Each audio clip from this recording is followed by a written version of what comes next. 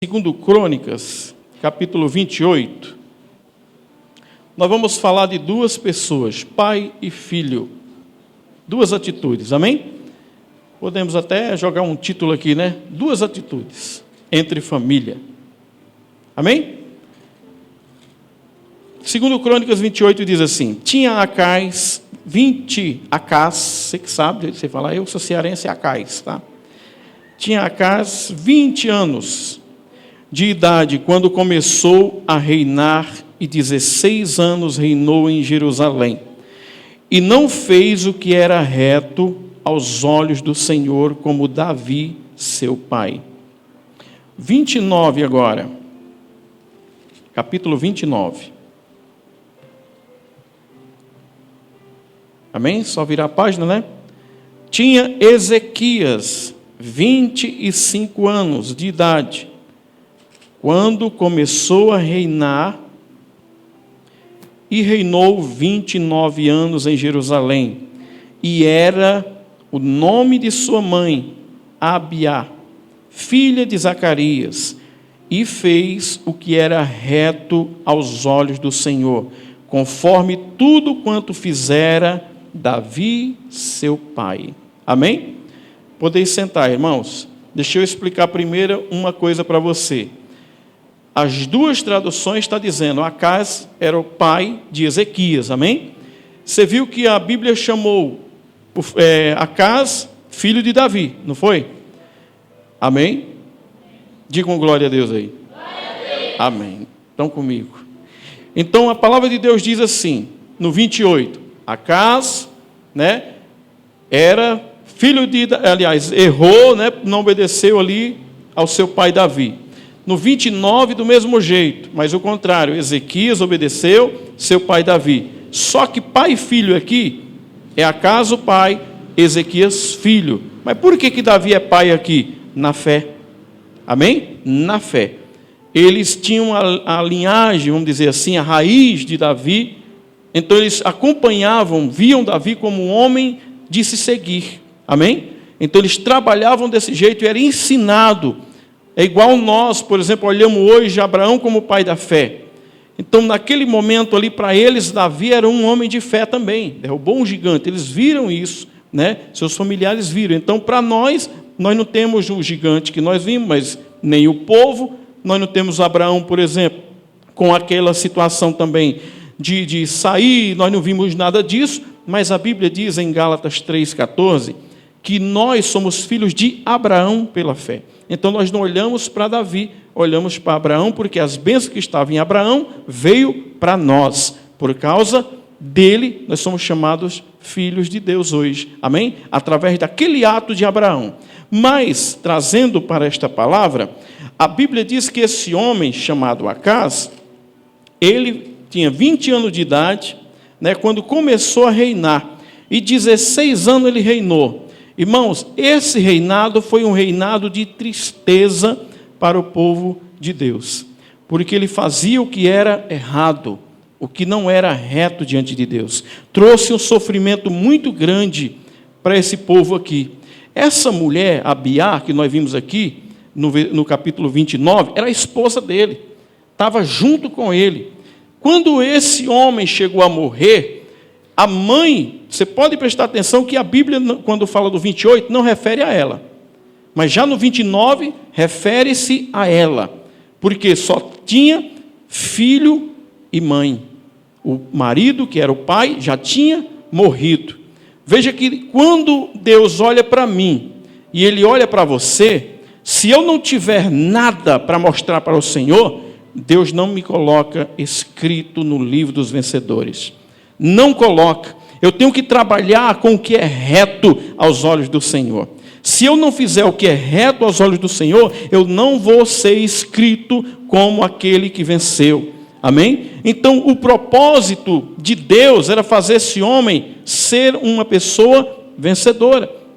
Deus não iria colocar Acais para reinar se ele não fosse uma pessoa que tivesse condição de se dar bem no seu reinado. Deus não chama ninguém para ser derrotado. Deus chama a pessoa para ser vencedora. Então, tudo isso são escolhas nossas. São escolhas nossas.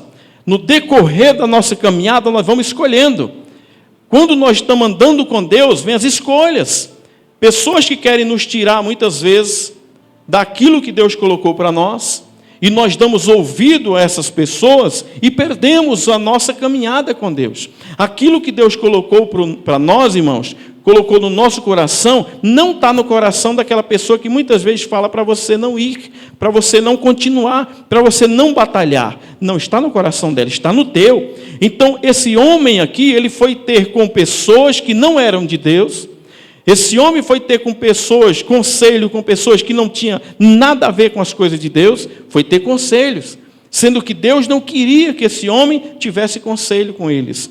Esse homem teve ali conselho com quem? Diz a Bíblia que ele faz assim, capítulo 28, e no versículo 2, diz assim: antes andou nos caminhos dos reis de Israel, e demais disso fez imagens fundidas a Balaíns.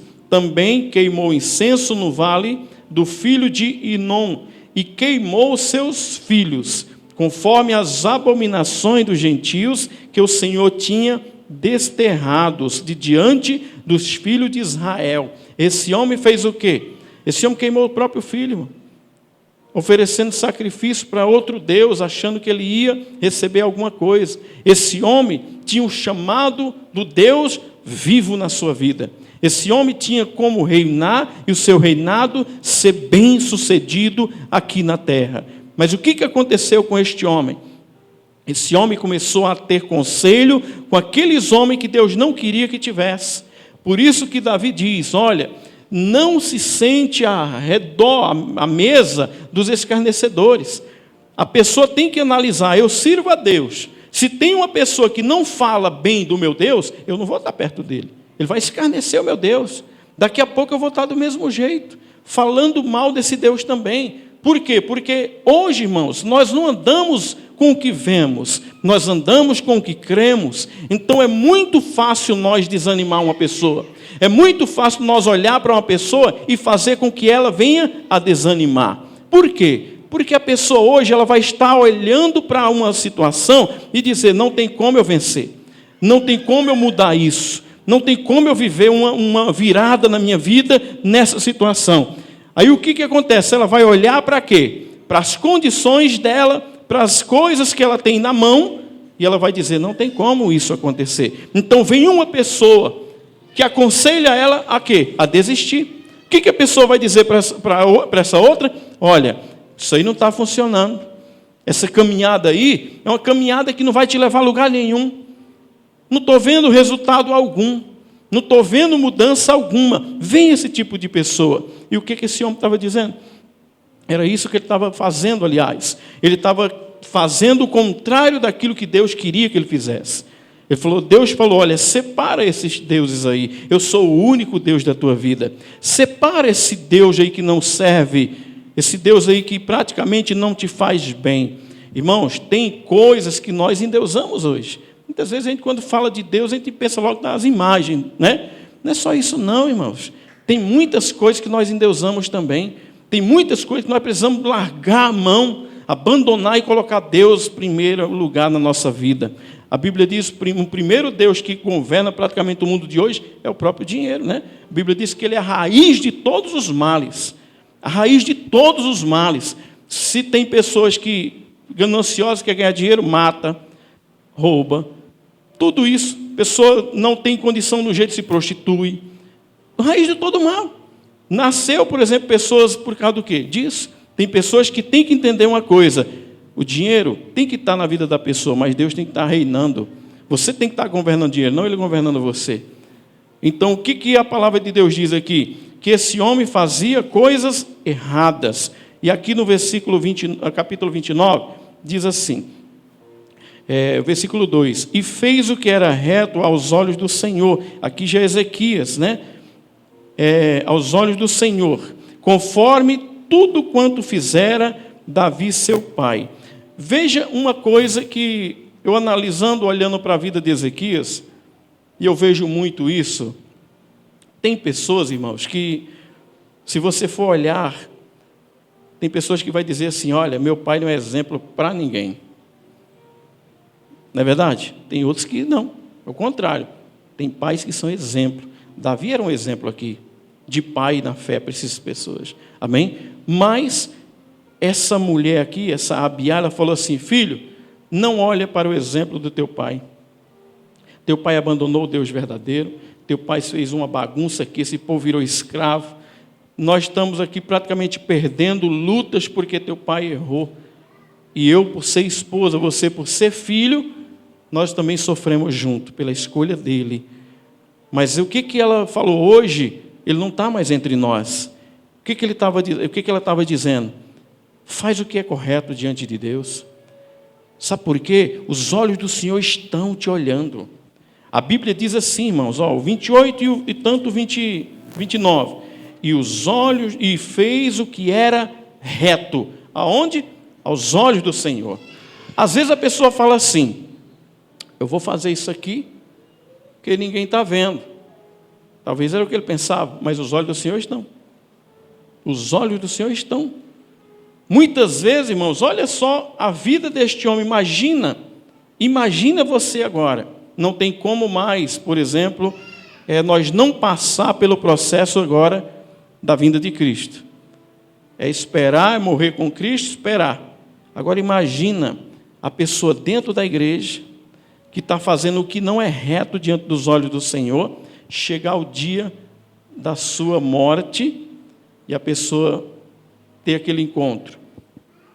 E Deus falar assim, a pessoa chegar e falar assim, mas Senhor, eu tinha que estar contado no meio disso aqui, eu fiz isso, foi, você fez isso também, ninguém viu, mas eu vi. Às vezes não acontece isso? A pessoa fala, ninguém está vendo, mas Deus está vendo. Irmãos, é o pior.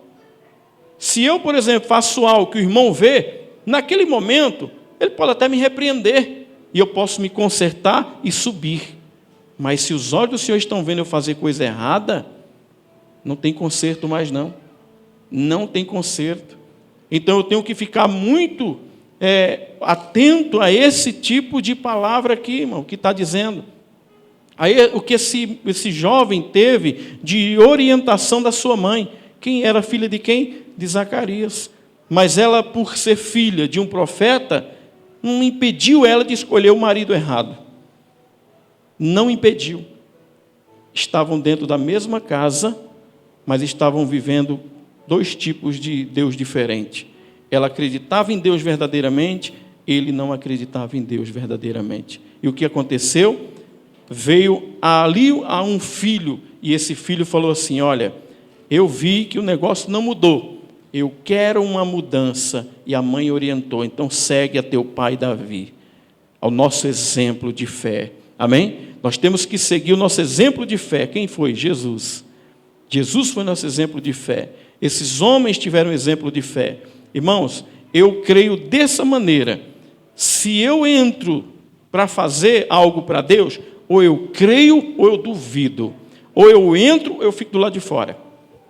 Porque imagina, você está na casa de Deus, fazendo algo para Deus e não acreditando que Ele pode fazer algo na tua vida.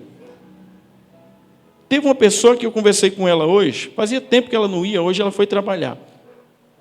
E ela falou assim, você sabia que eu saí da igreja, estou trabalhando agora de lavando, como é que chama, meu Deus?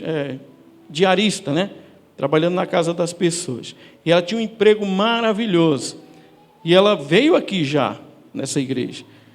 Veio nos visitar uma vez. E ela chegou assim, olha, eu queria até trazer o marido, era para o Rosemir ter vindo aqui. Depois você fala para ele como que é o trabalhar de Deus, quando a pessoa não vem. E o que aconteceu? O Rosemir tem esse testemunho aqui. Ele falou para mim, um dia ele vai estar contando aqui. O trabalho deu uma sufocada nele, tão grande. Aí a esposa dele. E de uma forma tão grande foi sumindo da igreja. Sumindo. Daqui a pouco ele sumiu. De uma vez, já estava 2 meses sem vir à igreja. E o que aconteceu com ele, irmãos? A primeira coisa que eu conversei com ele, hoje ele já está empregado de novo, tá? Foi empregado essa semana, ele e a esposa. Mas ele falou assim, eu fiz uma coisa, na hora da emoção. Prometi para Deus que fazia isso, aquilo, lá, tal. E na hora que era para mim tirar a minha 10ª parte, do jeito que o David estava falando aqui, em vez de eu tirar antes, como o evangelista Gilmar fala, eu deixava para tirar depois. E nunca dava. E eu quero que ele venha falar isso aqui, com palavras dele, que ele nem está aqui, então, para isso, para poder você entender. Ele falou que eu podia falar. Olha o que ele diz. Eu nunca imaginei que não ser dizimista ia atingir minha vida financeira, familiar, sentimental, tudo isso. Eu pensei que era só a vida financeira que iria prejudicar. Prejudicou tudo isso. Eu não fiquei bem com a minha esposa, nós discutimos porque as contas veio e não sei o que mais tal. E eu falei, quando você estava fazendo o que era certo, vivia bem. E ele falou, eu coloquei no meu coração de novo, pastor, se Deus me der um trabalho de novo, dessa vez, eu vou ser honesto diante de Deus. Palavra dele, porque ele teve que aprender a perder. Ganhando bem, ficou com uma dívida de 5 mil reais. Como é que pode, irmão? Ele falou, pode falar isso para mim, não é vergonha, não. Não é, David, assim que a gente vem? Eu gosto dessa parte dele aí, por causa disso. Até a minha abençoada estava falando, fala lá, pastor. Então, amém. Para você entender, irmãos, que quando você olha para Deus, você tem que entender uma coisa. Quem falou isso aqui? Foi Deus. Quem disse que ia cumprir isso? Foi Deus. Não foi o homem. Ou eu creio ou não. Deus não vai vir e falar para você pessoalmente. Não vai vir. Ele vai falar através da palavra. Então, como é que eu tenho que fazer? Vou olhar para a palavra. Está escrito? Está escrito. Então, Deus vai fazer o quê? Cumprir esta palavra. Deus vai cumprir. Vamos em Jeremias, capítulo 1 de Jeremias. Capítulo 1 de Jeremias. Deus sabe tudo, irmão. Ninguém engana Deus. Ninguém engana Deus. Nunca pense. O tudo sem Deus é nada. O pouco com Deus é muito. Você pode ter certeza, porque Ele multiplica. Ele multiplica. Isso eu tenho certeza. Vivo isso. Vivo isso. E muitos que estão aqui vivem isso também. Amém? E nós queremos que você viva isso também. Jeremias 1, versículo 12, diz assim. E disse-me o Senhor. Quem disse? O Senhor. Viste bem, porque eu velo, eu guardo, sobre a minha palavra para o quê? Para cumprir. Quem está dizendo que vai cumprir a palavra dele? Não é ele mesmo que está dizendo? Ele falou, eu velo, eu guardo. O que é velar? Você sabe o que é guardar, proteger. É guardar, ninguém toca. Enquanto não houver um cumprimento, ninguém toca. Vai ter que se cumprir. Ele vela, ele guarda, para que se cumpra a palavra dele. Então, se ele disse que vai ser o fiel, ele vai honrar, ele honra. Ele honra. Se ele disse que vai fazer com que a pessoa que está reinando, fazendo o que é correto aos seus olhos, ele é um vencedor, ele é um vencedor. E a Bíblia diz, agora para você entender, Isaías, quando foi lá nesse Ezequias aqui, que ele já estava à beira da morte, Ezequias, ele ouviu uma voz de Isaías. Sabe qual foi? Arruma a tua casa, porque tu vai morrer. Ele ouviu isso do profeta Isaías. E o que ele falou? Ele poderia ter falado assim, puxa vida, chegou meu fim, não é verdade? Acabou para mim, não. Não, irmãos. O que ele fez? Sabe o que foi que ele fez? Ele olhou para Deus e falou assim, o meu Deus vela em cumprir a sua palavra. Então, meu Deus, ele falou que eu não posso morrer enquanto não se cumprir tudo o que ele prometeu na minha vida. Por isso que Ezequias sabia que esse Deus era um Deus que honrava. Então ele falou, eu não posso morrer, não é assim. Ah, mas foi um profeta que chegou, profetizou que eu tinha que arrumar minha casa e morrer. E o profeta é um profeta de nome, chamado Isaías. Profetizou que vinha Jesus, o Filho de Deus, o Salvador. Ninguém profetizou isso. Deus deu a condição para o próprio Isaías fazer essa profecia. E o que o próprio Ezequias falou? Não importa o profeta, O que importa é que Deus vela em cumprir a sua palavra. E o que ele falou? Senhor, lembra de quando eu estava reto aos teus olhos. O Senhor disse que o meu reinado não passaria sem haver um cumprimento. E o que a palavra de Deus diz? Que ele chegou para o Isaías chegou novamente e falou assim, ó, Deus está falando que você ainda tem que cumprir. Tem coisas que eu te devo ainda, entre aspas, Deus não deve nada para ninguém, mas para você entender, tem coisas que você ainda tem que receber. Então eu tenho que cumprir porque eu cumpro a minha palavra. Amém? E era isso que Deus estava falando. Então, uma coisa é você estar vivendo hoje de uma forma, outra coisa é você viver uma virada na tua vida. Amém, irmãos? E você só vai viver uma virada na tua vida quando você entender que os olhos do Senhor estão em todos os lugares, em todos. Você pode se encobrir de qualquer pessoa, mas dos olhos de Deus você não fica encoberto. Esse homem aqui, ele falava assim, olha, eu sou o rei de Jerusalém, ninguém está vendo que eu estou adorando a Balaíns, ninguém está vendo, Deus estava vendo. Ninguém está vendo que eu estou fazendo uma coisa errada aqui, Deus está vendo. Amém? Deus está vendo. Então, irmãos, pode passar do olho de qualquer um, mas dos olhos de Deus não passa. Não passa. Então, o que nós temos que fazer? Nós temos que olhar para esse jovem, chamado Ezequias. Esse jovem resolveu fazer o que era correto, e Deus o honrou, Deus o abençoou. Amém? O que é correto, irmãos? É correto você andar magoado com alguma coisa? Não é não. É correto você dizer que tem um Deus poderoso e viver triste? Não é não. Não é. A Bíblia diz que teve pessoas que fez o quê?